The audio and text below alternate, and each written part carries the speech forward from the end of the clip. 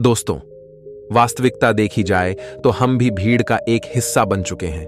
हम भी इस भीड़ में अपने आप को भूल चुके हैं। हम भी इस भीड़ के कहे अनुसार उनके इशारों पर नाचते रहते हैं। एक कठपुतली की तरह यह भीड़ जैसा कहती है, हम वैसा करते चले जाते हैं। ऐसे केवल कुछ ही लोग होंगे जो वास्तविक तौर पर अपना जीवन स्वयं जी रहे हैं, और वह लोगों को जीवन की सही राह भी दिखाते हैं, लोगों को जीना भी सिखाते हैं।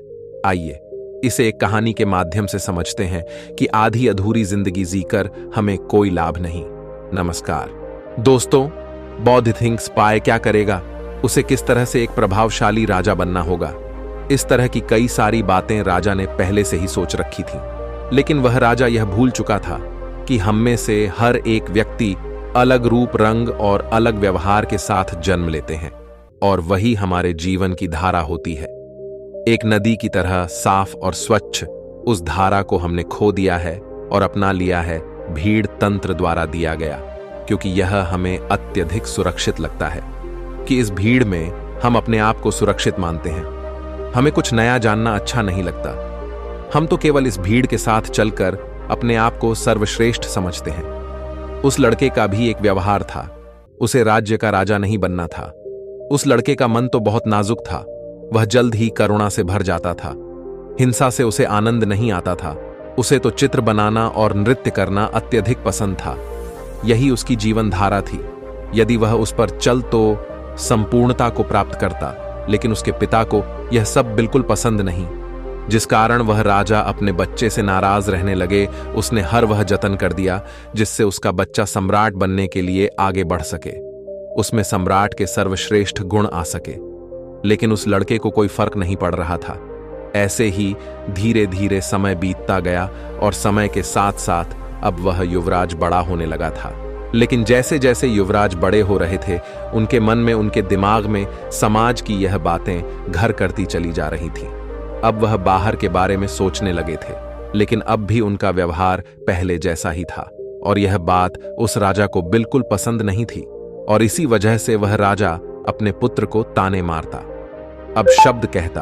वह कभी कभी इतना क्रोधित हो जाता कि अपने पुत्र से कहता, तुम्हारे जैसा पुत्र होने से तो अच्छा था कि मेरा कोई पुत्र ही नहीं होता। क्या तुम जानते हो, जब लोग यह सुनते हैं कि तुम्हारा पुत्र नृत्य करना पसंद करता है, चित्र बनाना पसंद करता है, तो लोग मुझ पर कितना हंसते हैं, मुझ पर क्या बीती है। क्या तुम जानते हो वह मेरे बारे में कैसी कैसी बातें करते हैं, और यह सब तुम्हारी वजह से है। राजा के पुत्र को अपने पिता की यह बात लग गई। उसके बाद उसने निश्चय किया कि वह अपने पिता की बातों का पालन करेगा। वह अपने पिता की आज्ञा का पालन करेगा। उसके पिता जैसा उसे बनाना चाहते हैं, वह वैसा बनकर रहेगा। एक बार जब उसके पिता खुश हो जाएंगे तो वह वापस अपने साधारण जीवन को जीने लगेगा। उस दिन से ही युवराज ने बहुत प्रयास किए, निरंतर अभ्यास किया, और आखिरकार वह एक ऐसा योद्धा बन गया जिसे हराना नामुमकिन था। उसने कई ऐसी लड़ाइयां लड़ी जिन्हें जीतना नामुमकिन था, लेकिन वह अपने पराक्रम के दम पर विजय हुआ। और जब भी वह विजय होकर वापस अपने महल लौटता तो उसे यही लगता कि अब तो उसके पिता उससे अत्यधिक प्रसन्न हो जाएंगे। लेकिन हर बार जब वह विजय होकर घर लौटता तो उसके पिता उसे केवल एक ही बात कहते, बेटा तुम्हें तो अभी और सीखना है, अभी तुम पूर्ण रूप से एक योद्धा नहीं बने हो। और इसी वजह से वह अपने पिता की नजरों में पूरा बनने के लिए दिन रात मेहनत करता, अपनी पूरी ताकत लगा देता। लेकिन ऐसा समय कभी नहीं आया जिससे राजा को अपने बेटे पर गर्व हो, और धीरे धीरे वह पुत्र अपने आप को भुला चुका था कि वह क्या है और वह क्या करना चाहता है। धीरे धीरे उसके अंदर की करुणा क्रूरता बन चुकी थी। दोस्तों, हमारे साथ भी हमारे जीवन में कुछ ऐसा ही होता है। लोगों की परवाह करते करते, जिम्मेदारियां निभाते निभाते हम अपने आप को ही भूल जाते हैं, और एक ऐसी जिंदगी को अपना ले जो हमारी है ही नहीं। लेकिन सबसे खुशकिस्मत तो वह लोग होते हैं जो सही मायने में अपना जीवन जीते हैं। वह वही कर हैं जो वह करना चाहते हैं। एक दिन की बात है, वह युवराज अपने राज्य में भ्रमण कर रहा था कि तभी उसकी नजर एक युवती पर पड़ी, और वह युवती अत्यधिक सुंदर थी, जिसके प्रति वह युवराज आकर्षित होते चले जा रहे थे। उस युवती को देखकर युवराज के मन में प्रेम उमड़ने लगा। उन्होंने उस युवती को अपने राजमहल बुलाया और उस युवती के सामने उन्होंने तरह तरह के हीरे जवाहरात के ढेर लगा दिए और फिर उस युवती से कहते हैं, मैं तुमसे प्रेम करता हूं और मैं तुमसे विवाह करना चाहता हूं। यह जो कुछ भी तुम देख रही हो यह सब तुम्हारा है, बस मेरे विवाह के प्रस्ताव को स्वीकार कर लो।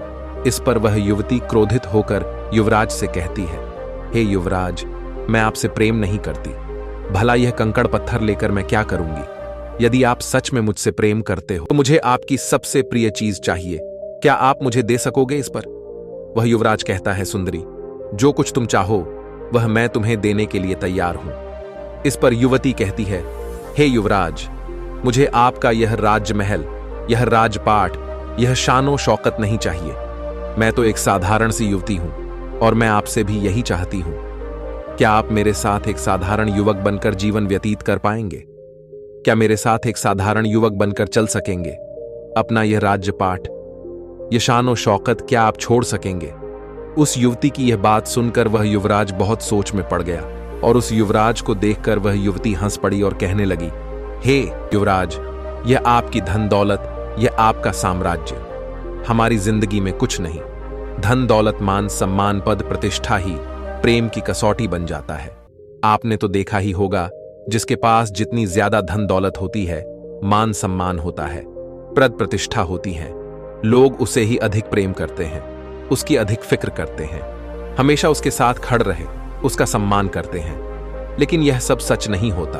वास्तविक तौर पर तो वे लोग उस धन दौलत के अधीन होते हैं, उस धन दौलत का सम्मान कर रहे होते हैं, उस राज्यपाठ का, उस पद प्रतिष्ठा का, उस मान सम्मान का आदर कर रहे होते हैं। वे लोग उसकी वाह वाह कर रहे होते हैं, उसी की प्रशंसा कर रहे होते हैं, जो कि एक दिखावा है, जो कि एक झूठ है। और इन सभी झूठों के पीछे हम अपना पूरा जीवन यूं ही व्यतीत कर देते हैं। हम सब इनके पीछे भागते रहते हैं, फिर चाहे वह कोई गरीब हो या फिर कोई अमीर। लेकिन आखिरी सांस तक ना तो कोई गरीब से प्रेम करना चाहता है और ना ही उसकी कोई फिक्र करता है।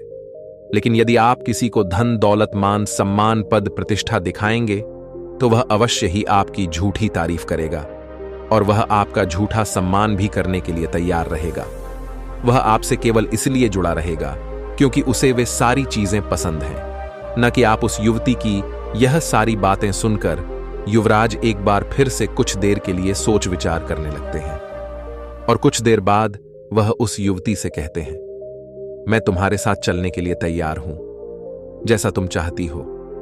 मैं एक साधारण जीवन जीने के लिए तैयार हूं। बस मैं अपने माता पिता को इसकी सूचना देना चाहता हूं, अपने माता पिता से आज्ञा लेना चाहता हूं। जैसे ही सम्राट को यह पता चला कि युवराज यह राज्य छोड़कर जा रहे हैं और वह भी एक साधारण सी लड़की के लिए, उसने तुरंत ही अपने सैनिकों को आदेश दिया कि उस लड़की और युवराज को बंदी बनाकर राज दरबार में पेश किया जाए। सैनिकों ने बिल्कुल ऐसा ही किया। उन्होंने उस लड़की और युवराज को बंदी बनाकर राज दरबार में ले आए। उधर दूसरी तरफ सम्राट ने उस लड़की को जासूसी के आरोप में मृत्युदंड दे दिया। वह राजा यह भूल चुका था कि जब हमारे हाथों में शक्ति होती है, हमारे हाथों में ताकत होती है, तो हम न्याय और अन्याय के बीच का फर्क भूल जाते हैं। हमें तो केवल बस यही लगता है कि हम जो कुछ कर रहे हैं वही सही है। हम अपने आप को सर्वशक्तिमान समझने लगते हैं। इस मृत्युदंड के बारे में सुनने के बाद वह लड़की डर गई और राजा से कहती है, हे राजन, इसमें मेरा क्या दोष है? इसमें मैंने क्या किया है? आपके ही पुत्र युवराज ने मुझे यहां पर आने का अनुग्रह किया था और मैं उनकी ही विनती पर यहां आई थी, इसलिए मुझे मृत्युदंड देने का आपको कोई अधिकार नहीं। उधर दूसरी तरफ युवराज भी अपने पिता को समझाने का हर मुमकिन प्रयास करते हैं, लेकिन उसके पिता मानने को तैयार नहीं थे। उसने अपने पिता से कहा, पिताजी, यदि आप इस लड़की को छोड़ देंगे तो आप जैसा कहेंगे मैं वैसा ही करूंगा। यह बात सुनकर वह सम्राट अत्यधिक प्रसन्न हुआ और उस सम्राट ने उस लड़की को जाने दिया। उसके बाद उस सम्राट ने अपने राजकुमार का विवाह राजकुमारी के साथ किया। वह राज हमारी बहुत ही महत्वाकांक्षी थी। वह जल्द से जल्द इस राज्य की महारानी बनना चाहती थी और इसके लिए युवराज के पिता का मरना जरूरी था, अर्थात युवराज के पिता का मृत्यु को प्राप्त करना आवश्यक था। वह राजकुमारी युवराज से कहती है कि अब आपके पिता बूढ़े हो चुके हैं। अब आपको ही इस राज्य भार को संभालना चाहिए। अब वह इतने बूढ़े हो चुके हैं कि उनसे यह राजपाट नहीं संभलता। वह उसे ठीक से नहीं चला पा रहे हैं और वह अब उसके काबिल भी नहीं है। और बुढ़ापे में अक्सर ऐसा ही होता है। हम किसी भी कार्य को ठीक ढंग से नहीं कर पाते। हमारे लिए हर कार्य बोझ बन जाता है।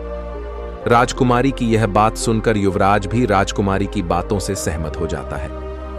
युवराज को तो यह पता ही नहीं था कि मन ही मन वह अपने पिता से नाराज है और मन ही मन वह अपने पिता के खिलाफ क्रोध को पाल रहा है।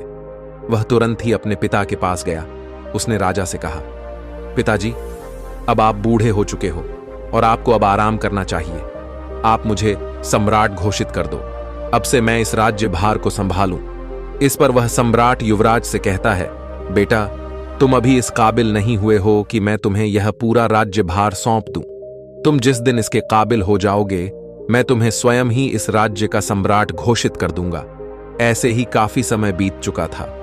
धीरे धीरे उस राज्य में सब कुछ बदलता जा रहा था और इधर राजकुमार मन ही मन अपने पिता के खिलाफ षड्यंत्र कर रहा था। उसके मन में जो क्रोध पल रहा था वह अब एक चिंगारी से आग का रूप ले चुका था। वह मन ही मन अपने पिता का दुश्मन बन चुका था। इधर राजकुमारी ने राजकुमार के पिता को रास्ते से हटाने का एक उपाय बनाया। उस समय पड़ोसी राज्य ने इस राज्य पर आक्रमण किया था और इसी युद्ध के दौरान वह राजकुमारी चाहती थी कि सम्राट मृत्यु को प्राप्त हो जाए। इस युद्ध के दौरान राजकुमारी ने कुछ ऐसा उपाय किया था कि जब सम्राट अकेले पड़ जाए तब पीछे से उस पर वार किया जाए। दूसरे ही दिन पड़ोसी राजा ने आक्रमण कर दिया। राजा बहादुर से दूषण से लड़ रहा था, लेकिन युद्ध के दौरान ठीक इसका उल्टा हो गया। राजा की जगह पर वह युवराज दुश्मनों के बीच फंस गया था और जब सम्राट ने यह देखा तो वह अपने पुत्र को बचाने के लिए घोड़े पर सवार वह पुत्र की ओर आगे बढ़े। इस दौरान युवराज ने सोचा कि यही सबसे सही मौका है। मैं अपने पिता के पीछे से पार कर देता हूं और पूरा राज्य फिर मेरा होगा। जैसे ही युवराज यह सोच रहा था, तभी पीछे से एक दुश्मन ने युवराज पर वार किया, लेकिन तभी सम्राट ने उस वार को अपनी छाती पर ले लिया। वह तलवार सम्राट के सीने को चीरती हुई आर पार हो गई और सम्राट जमीन पर गिर गया। यह देखकर युवराज के हाथों से तलवार छूट गई। उसने तुरंत ही अपने पिता को अपने हाथों से घोड़े पर उठाया और वहां से निकल गया। रास्ते में सम्राट ने अपने बेटे से कहा, बेटा, अब तुम काबिल हो चुके हो और मैं तुम्हें इस राज्य का सम्राट घोषित करता हूं। जाओ और अपने राज्य को बचा लो। इस राज्य को तुम्हारी जरूरत है। तुम जैसे वीर योद्धा पर मुझे गर्व है। इतना कहकर वह सम्राट वीर गति को प्राप्त हो गया। अपने पिता के मुख से यह सारी बातें सुनकर राजकुमार बहुत दुखी हो गया। उसके मन में जो क्रोध था वह पूरी तरह से करुणा में बदल गया। तब उसे एहसास हुआ कि वह अपने पिता से प्रेम करता है, नफरत नहीं।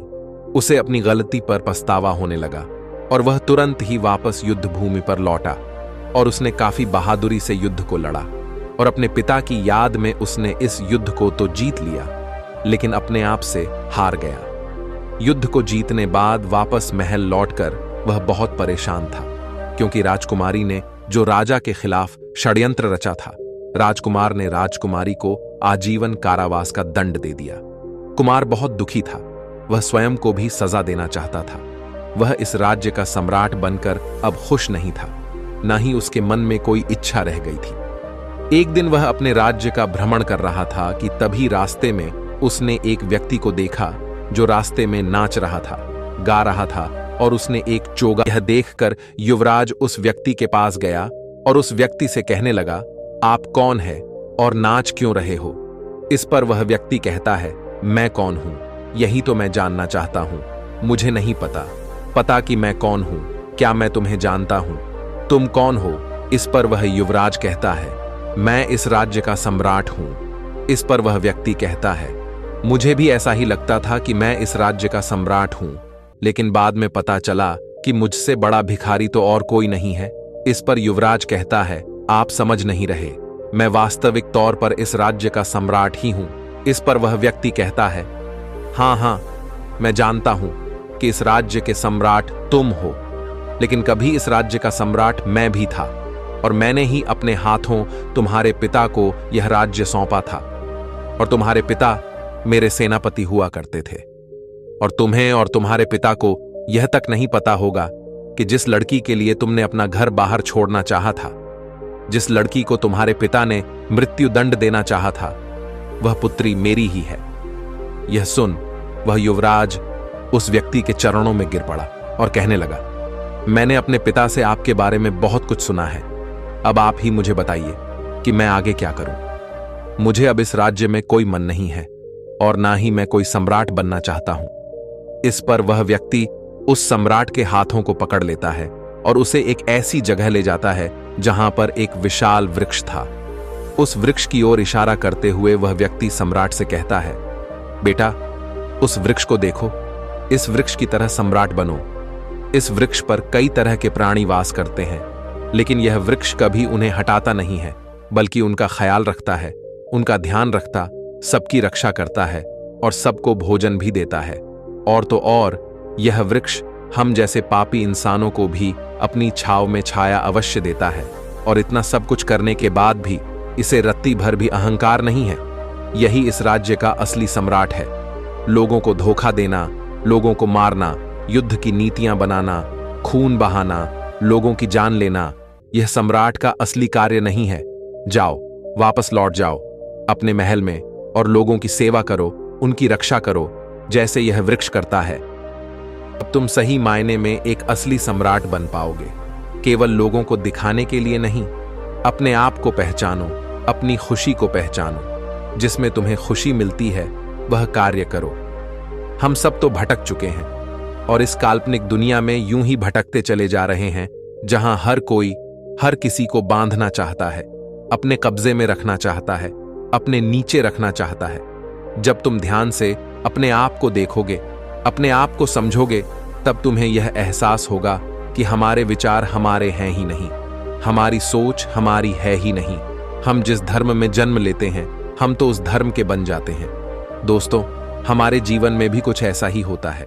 हमारे आसपास ऐसे बहुत से लोग होते हैं जो हमें हमेशा कुछ अच्छी तो कुछ कड़वी बातें कहते ही रहते हैं और उनकी हर बात हमें आईना सा दिखा जाती है। लेकिन हम ऐसे लोगों को ढूंढते रहते हैं जो हमारी हां में हां मिला सके, वह हमारी गलती को गल ना कहे। और ऐसे लोग हमें बहका सकते हैं, क्योंकि हम पहले से ही बहकने के लिए तैयार बैठे हैं। जो भी कुछ हम कह रहे हैं, जो भी कुछ हम कर रहे हैं, वह सब सही है।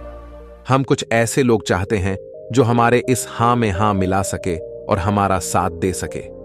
दोस्तों, आपने आज के इस कहानी से क्या सीखा, वह मुझे आप कमेंट में बता सकते हैं। इसी के साथ में उम्मीद है कि आपको आज की कहानी पसंद आई होगी, तो इस कहानी को उस इंसान को शेयर करें जिससे यह कहानी सुनने की जरूरत है, और उसी के ठीक बाद हमारे YouTube चैनल पीसी भाई जी को सब्सक्राइब करें। तो चलिए फिर मिलते हैं ऐसी एक और नई कहानी में एक नए मैसेज के साथ। तब तक के लिए अपना ख्याल रखें। धन्यवाद।